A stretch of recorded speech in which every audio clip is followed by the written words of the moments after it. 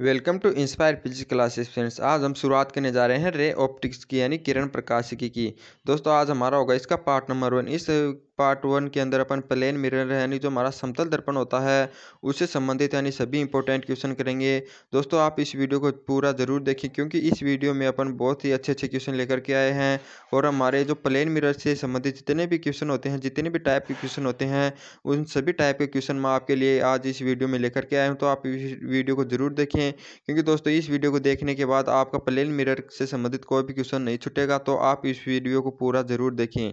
और दोस्तों यदि आप हमारे इस चैनल पर नए हैं तो चैनल को भी सब्सक्राइब कर लें। और दोस्तों यदि आप इन क्वेश्चनों की PDF फाइल प्राप्त करना चाहते हैं तो आपको नीचे डिस्क्रिप्शन बॉक्स में इसकी लिंक मिल जाएगी, वहाँ से आप इसकी PDF फाइल डाउनलोड कर सकते हैं। तो वहाँ से जाकर के आप इसकी PDF फाइल भी डाउनलोड कर लें। और दोस्तों शुरुआत कर रहे हैं आज के हमारे इस वीडियो की। देखते हैं इसका पहला क्वेश्चन। इसका पहला क्वेश्चन क्या है कि दो ऊर्ध्वाधर समतल दर्पण एक दूसरे से 60 डिग्री पर झुके हुए हैं तो क्षैतिज दिशा से आती हुई एक प्रकाश की किरण पहले दर्पण से परावर्तित होकर दूसरे दर्पण से परावर्तित होती है तो इस किरण का परिणामी विचलन होगा। यानी दोस्तों ऐसा क्वेश्चन कभी पूछा जाए यानी कि कोई दो दर्पण दिया हुआ है, उनके मध्य कोई एंगल दिया हुआ हो और हमें पूछा हुआ है यानी कि एक तो आपतित तरंग और इन दोनों से परावर्तित होकर जाने यानी परावर्तन के बाद जो किरण हमारी निकलती है यानी जो परावर्तित तरंग होती है उनके मध्य विचलन पूछा जाए तो उनका जो फॉर्मूला होता है दोस्तों वो होता है हमारा विचलन कोण निकालने का होता है 360 माइनस 2 थीटा होता है। यदि दोस्तों ये फॉर्मूला आपको याद हो जाए तो आप आसानी से जो हमारा विचलन कोण है इसको निकाल सकते हैं क्योंकि यहाँ पर थीटा में 60 डिग्री दिया हुआ है तो इसको रखेंगे अपन। तो 360 में से यदि दोस्तों अपन 120 निकाल लेंगे यानी कि 60 रखेंगे तो 120 हो जाएगा। तो ये निकालेंगे तो दोस्तों हमारा निकल कर आ जाएगा 240 डिग्री। यानी दोस्तों दो प्लेन मिरर को यदि अपन 60 डिग्री के कोण पर रखते हैं तो हमारी जो आपतित तरंग होगी और दोनों दर्पण से परावर्तन के बाद जो हमारी परावर्तित किरण होगी उनके मध्य जो विचलन होगा 240 डिग्री का निकल कर आ जाएगा। तो इस क्वेश्चन का राइट आंसर हो जाएगा ऑप्शन नंबर डी। तो दोस्तों इस फॉर्मूले को आप बिल्कुल से यानी नोट कर लें और याद कर लें क्योंकि ऐसे जो टाइप के क्वेश्चन होते हैं वो बहुत से पूछे जाते हैं। अब हमारा नेक्स्ट क्वेश्चन है किन्हीं दो समतल दर्पणों के बीच कितना कोण होना चाहिए कि जिससे कि किसी आपतन कोण के लिए आपतित किरण एवं दोनों दर्पणों से परावर्तित किरण एक दूसरे के समांतर हो। यानी दोस्तों ये पहले वाला क्वेश्चन है यानी कि उसमें उल्टा पूछ लिया गया है कि यहाँ पर हमें दिया हुआ कि दो दर्पणों को किस कोण पर रखें कि जो हमारी आपतित तरंग होती है और दोनों के परावर्तन के बाद जो हमारी परावर्तित किरण होती है दोस्तों वो आपस में एक दूसरे के समांतर हो।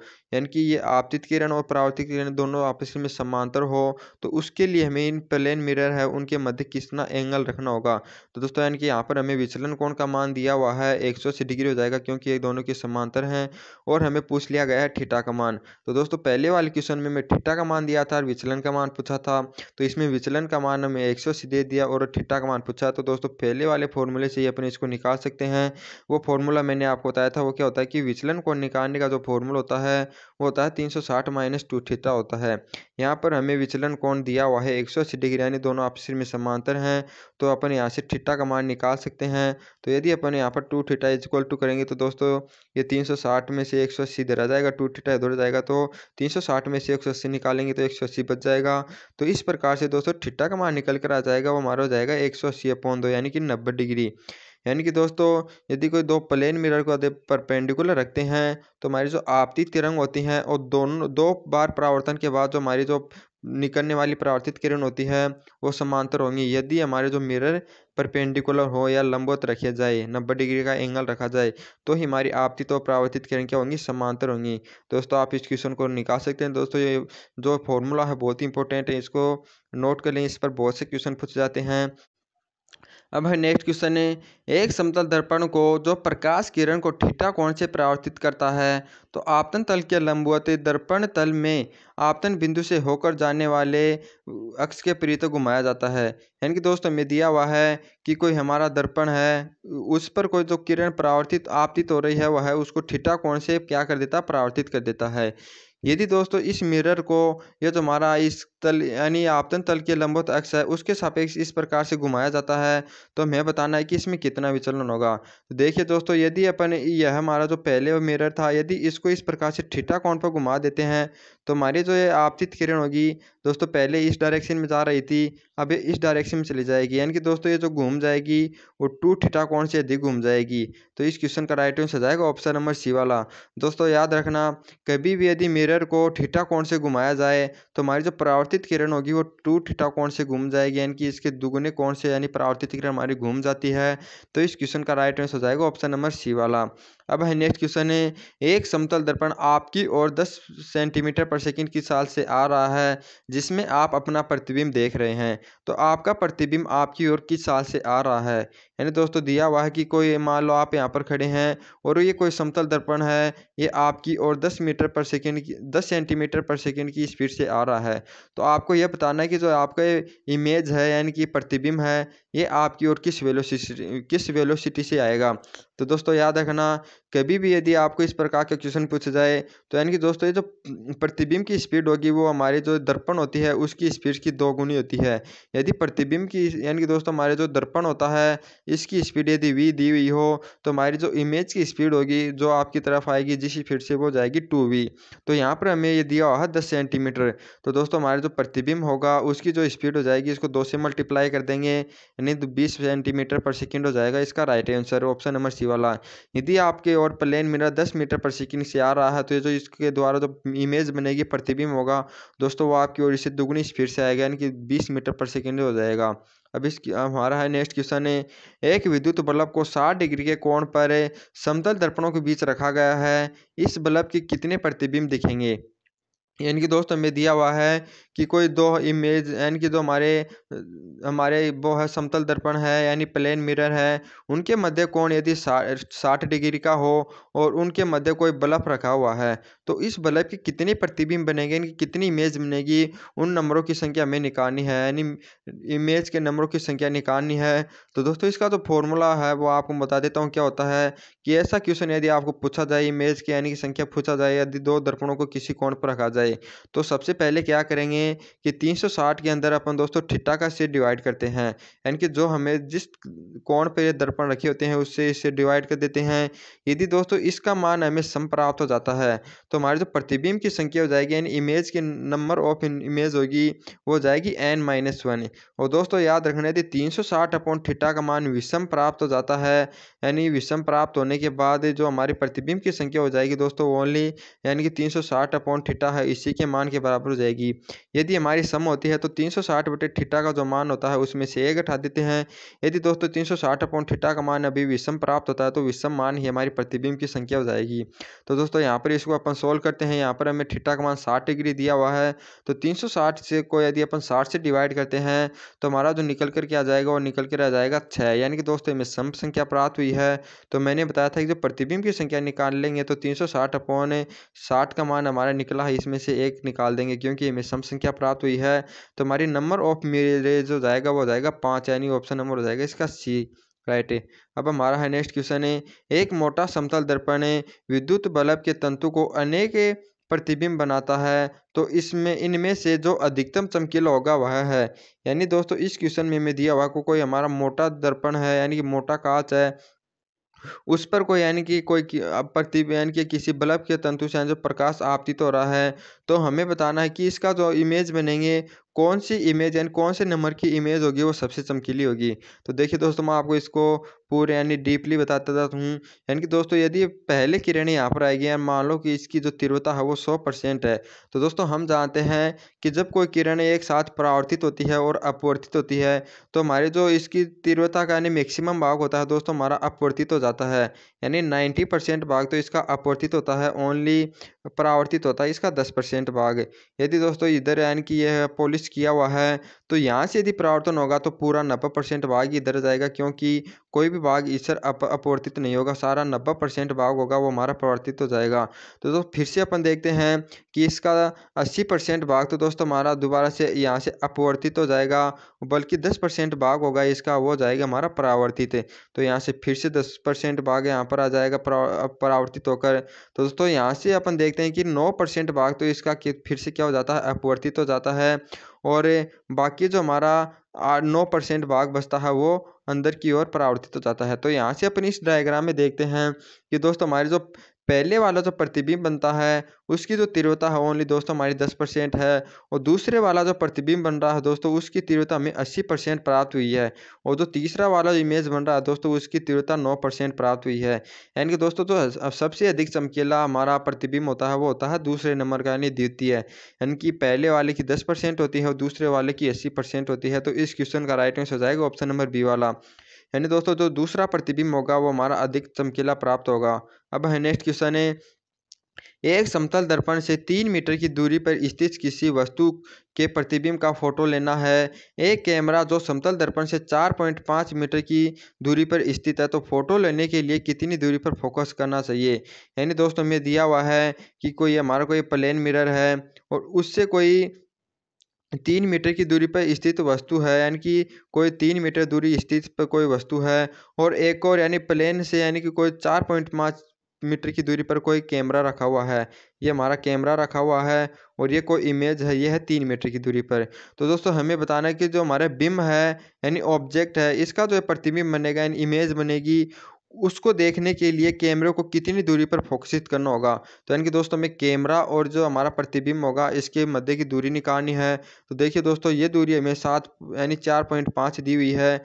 यदि वस्तु ऑब्जेक्ट यानी हमारा मिरर है उससे 3 मीटर की दूरी पर है, तो दोस्तों हमारा जो इमेज होगा वो भी 3 मीटर की दूरी पर होगा।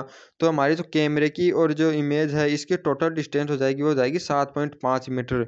तो इस क्वेश्चन का राइट आंसर हो जाएगा ऑप्शन नंबर डी, यानी कैमरे से इस प्रतिबिंब को देखने के लिए, इमेज को देखने के लिए हमें कैमरे को 7.5 मीटर दूरी पर फोकसित करना होगा। तो इस क्वेश्चन का राइट आंसर हो जाएगा ऑप्शन नंबर डी वाला।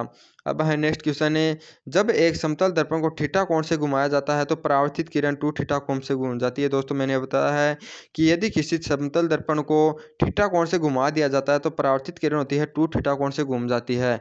तो प्रतिबिंब का आकार बताना दोस्तों किस प्रकार से परिवर्तित होता है। तो दोस्तों याद रखना, जब अपन किसी ऑब्जेक्ट यानी के द्वारा कोई प्रतिबिंब बन रहा है और इस दर्पण को थीटा कोण से घुमा रहे हैं, तो ये जो प्रतिबिंब होता है दोस्तों 2 थीटा कोण से घूम जाएगा, लेकिन इसका जो साइज होती है, जो इसकी आकार होती है, उसके अंदर कोई भी परिवर्तन नहीं होता है, ये हमेशा याद रखना। तो हमारा जो इस क्वेश्चन का राइट आंसर हो जाएगा ऑप्शन नंबर सी वाला, उतना ही रहेगा। यानी यदि किसी प्लेन मिरर को घुमाया जाता है दोस्तों, तो हमारी जो उसका आकार होता है यानी उसकी साइज होती है इमेज की, उसमें कोई भी यानी कोई भी चेंज नहीं होता है, कोई भी उस पर इफेक्ट नहीं पड़ता है। ओनली जो इसकी स्थिति है, यदि जो हमारा मिरर होता है उसको थीटा कोण से घुमाया जाता है तो वह 2 थीटा कोण से घूम जाएगी इमेज। तो इस क्वेश्चन का राइट आंसर जाएगा ऑप्शन नंबर सी वाला। अब है नेक्स्ट क्वेश्चन है, एक घड़ी में वास्तविक समय 3:25 है, तो इसे समतल दर्पण में देखा जाए तो समय कितना दिखेगा।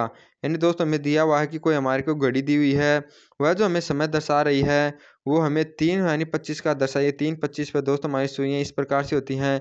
यदि इसको अपन प्लेन मिरर से देखते हैं तो हमें इस प्रकार की दिखाई देगी। तो ये वाला जो टाइम होगा दोस्तों वो हमें बताना है कितना होगा।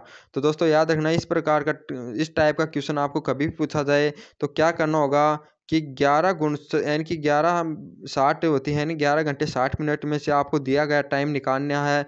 तो जो हमारा जो परावर्तित घड़ी में देखेंगे वो टाइम निकल कर आ जाएगा।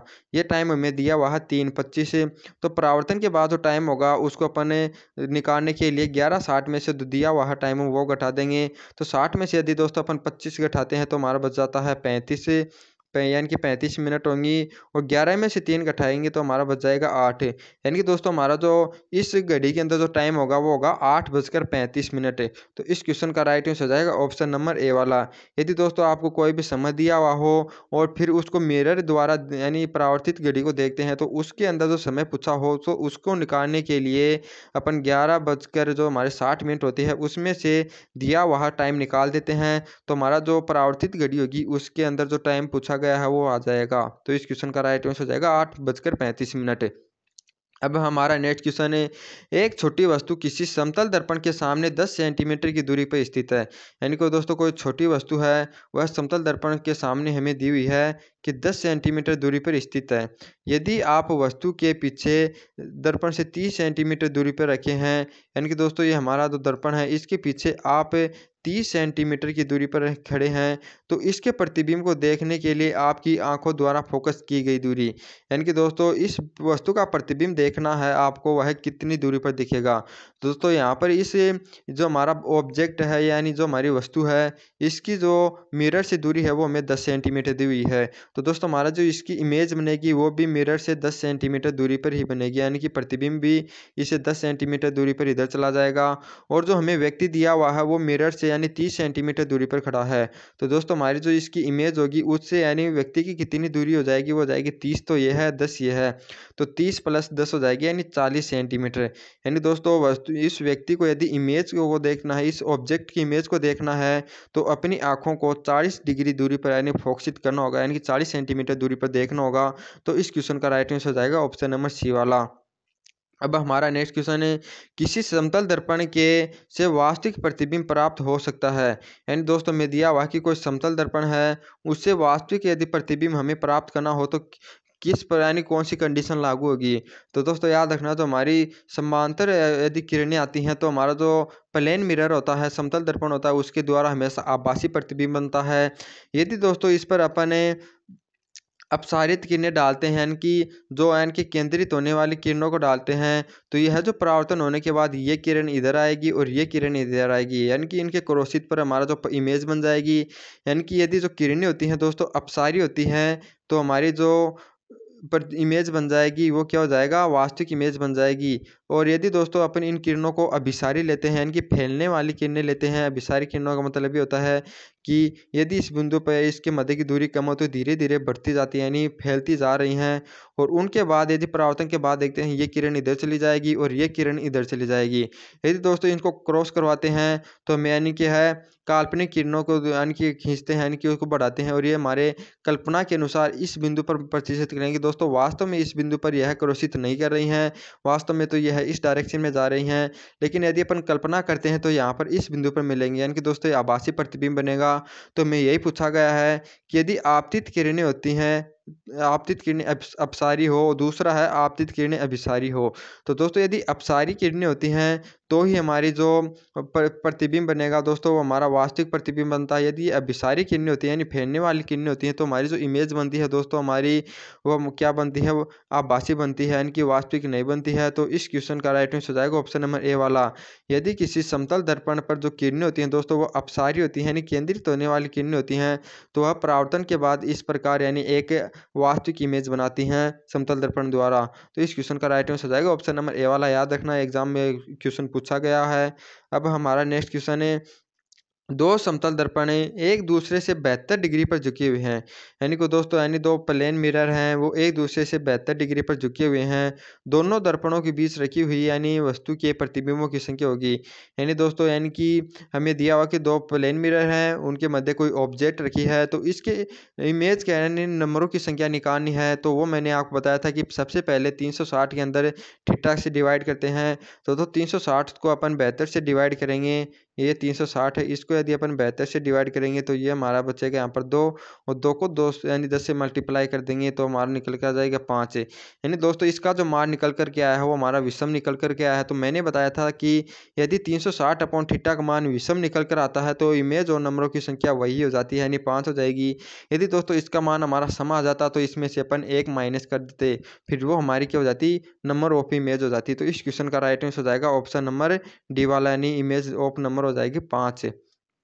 अब है नेक्स्ट क्वेश्चन है, एक एच ऊंचाई के मनुष्य को अपना पूर्ण प्रतिबिंब किसी दर्पण में देखने के लिए कम से कम ऊंचाई के दर्पण का उपयोग करना होगा। यानी कि दोस्तों कोई एच ऊंचाई का हमारा कोई व्यक्ति दिया हुआ है और वह अपना इनकी है प्रतिबिंब देखना चाहता है, यानी कि पूरा यानी कि चोटी से लेकर के एडी तक का पूरा प्रतिबिंब देखना चाहता है। तो ये जो मिरर होगा वह कितनी लंबाई का लेना पड़ेगा कम से कम, वो हमें निकालना है।